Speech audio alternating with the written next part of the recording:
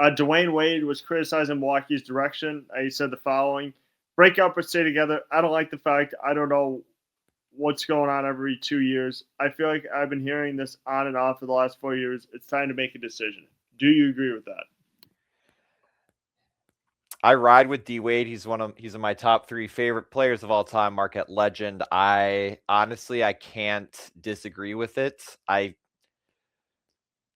A lot of it again just based off of the rumors itself. I feel like someone needs to say if they truly aren't going to be trading Giannis, just flat out say it. So then, I mean, it's not like it's going to end. Someone will still try to twist it after the season ends or so, but either not come out and be like, we are not trading Giannis, but pretty much say like, okay, what they're doing right now pretty much states that they're not doing it. But no, it's frustrating to just see every season, every month almost just where should Giannis go? And I feel like obviously he's picked up a lot more this season or the last few months, but no, he's not wrong. I feel like there's a change in team every year. I feel like we're not holding on to a lot of guys since 2022. I just feel like everyone's just being flipped a lot easier and just there's been no sense of turning around or, oh, this one didn't work out again, or yep, this one's not working out either. Let's get rid of him now. And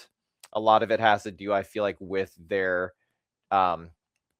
drafting history. Again, it's just let's draft a guy so we can make sure we can trade him for a veteran who is not going to have a huge impact on the team, and then we'll just end up getting rid of him too later on. But no, I'm definitely going to agree with Dwyane Wade.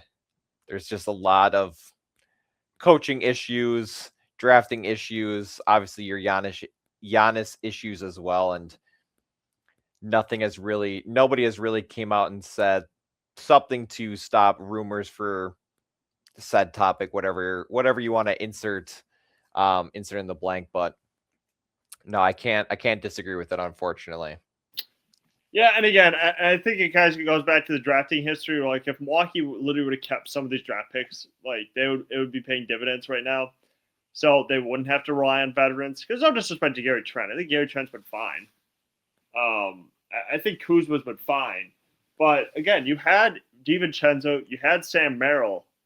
So I'm just trying to understand. It's like you had good draft picks that you could have developed, but you decided not to for some reason. And the only player that really remains from that draft class is Ajax. You don't even play him. Yep.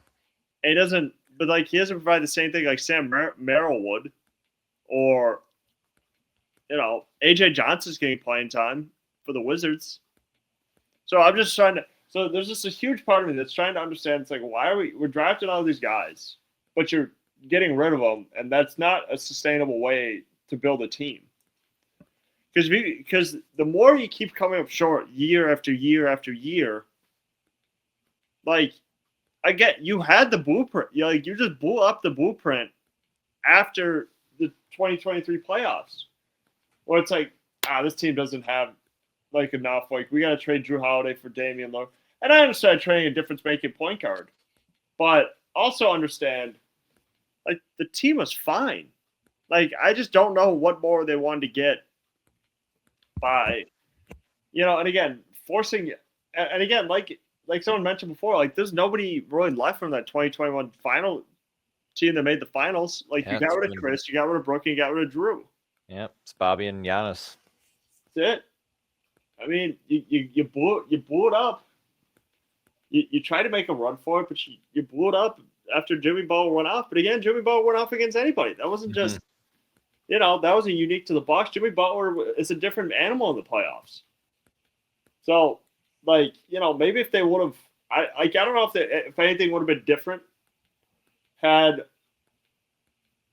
But again, you were close against the Heat. Like, I know that sounds silly, but it's like you were close. Like, it's not like the Bucks getting blown out or anything like that. Like, you were in those games. They had leads in the fourth quarter. Yeah. Larger leads.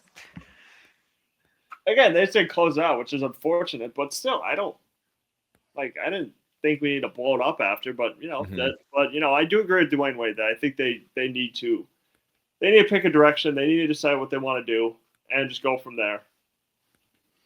Yeah, it's tough seeing the Thunder trade literally Paul George. That was it for Shea, and numerous draft picks. The Thunder weren't bad for a decade and all of a sudden they're good now. Like they were bad for like 2 or 3 years. Like it wasn't like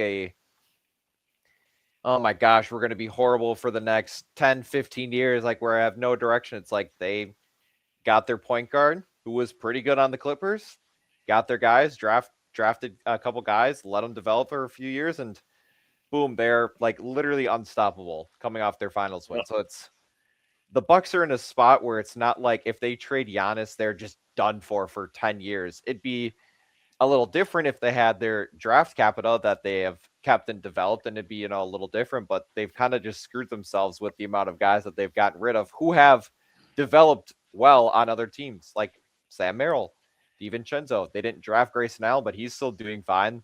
It's just a couple of these guys where it's, again, you had the guys and you traded them for the same players who aren't doing as well as those three were when they were with the Bucks itself. Even like Tobias Harris. Yeah. Like he's another guy who's still in the league and you traded him for a guy who's now coaching the Lakers. It's that's a lot of silly trades in the last 10, 15-ish years.